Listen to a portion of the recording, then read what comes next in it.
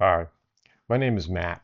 I run 3 channels, and today I'm here to teach you some of the lessons that I've learned from my channel, and hopefully you can share some of your insights with me too. We're going to talk a little bit today about why most YouTube channels stop growing. Um, Creators have a tendency to shift from discovery content to subscriber content. So I'll give you an example of what I mean. When you first get your channel, you have no subscribers. So you go out, you're searching for them, you're testing new things, you're playing with new ideas. And once you find those subscribers, you get your breakthrough video, your channel grows up to a certain size. That's when this change starts to happen. You start creating content for just your subscribers and not for new viewers anymore. This is really the slow kiss of death because what happens is your content becomes so exclusive to just your subscribers that normal new viewers don't, they feel like they're walking in the middle of a movie, halfway through a song, or any other type of scenario that you can get like that. So it's very important that you pay very close attention to this early on and don't allow your channel to grow stagnant and only build content for your subscribers. Of course, you want your subscribers to watch it, but keep in mind YouTube expects you to build content that your subscribers would want to watch, but it also wants you to build content that brings in new people too. So you need both of them to make this work. The next item on the list, number 2, is that topics become too narrow and over time. And what I mean by this is that as you begin to understand what some of your viewers are looking for, you start to make more and more narrow topics and limit the amount of possibility pool of people who have interest in that subject. There are times when you want to do a you want to do something very narrow, very specific for someone. For example, on my solar channel, occasionally I'll do a video of an installation of a particular inverter. Very small market, but very specific. This content can have a very limited amount of exposure because not everybody wants to see it. Whereas if I build one on an entire basic solar system, practically everyone wants to see that content. So you need to make sure you balance that and don't overdo your narrowing of content over time. And it usually doesn't happen overnight. It usually happens over a period of time. And that's why you'll hear most of these are related around that. Let's go on to number 3. They stop testing new ideas. So when you're new, you're going out and you're seeking out new ideas, you're finding new things, you're attracting old customers back or old subscribers that used to be super interested in new ideas. That brings them back to life and they start watching again.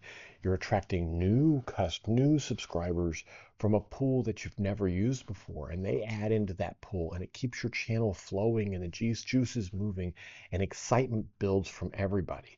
But this is where you stop this new idea, and all of that flow of new people in, new comments, new things going on. The channel feels like it's alive, dies, or slowly withers, and it causes a lot of harm.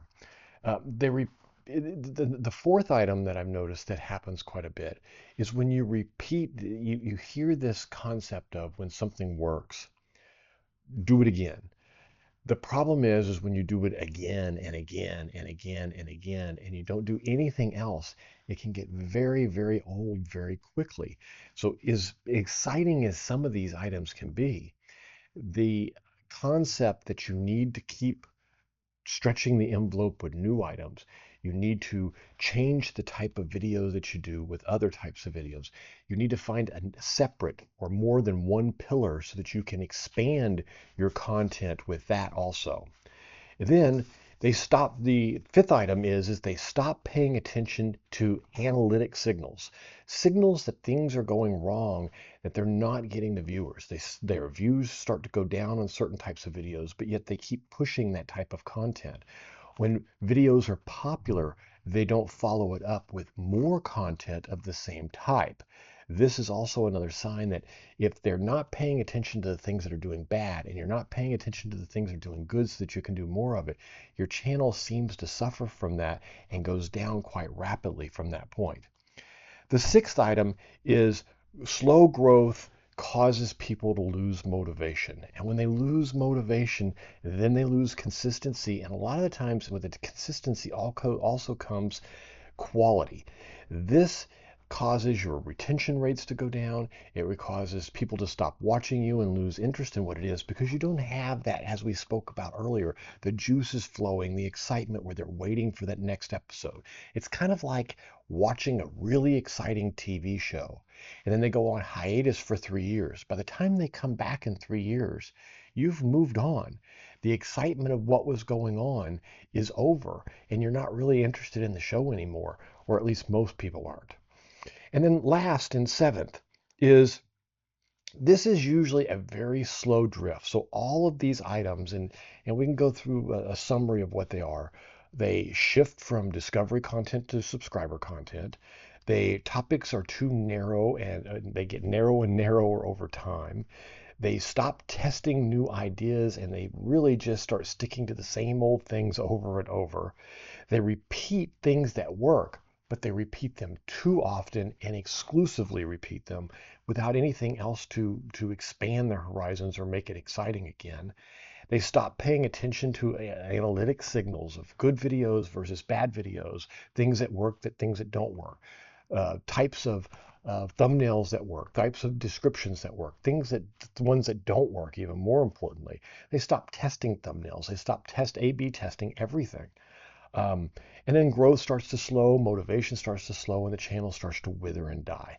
These are the things that happen, but most of the time they happen over time. This is why I suggest you go watch this video right here on doing a self-audit. It'll let you audit your program allow you to adjust every quarter to make sure these items don't creep in on your channel.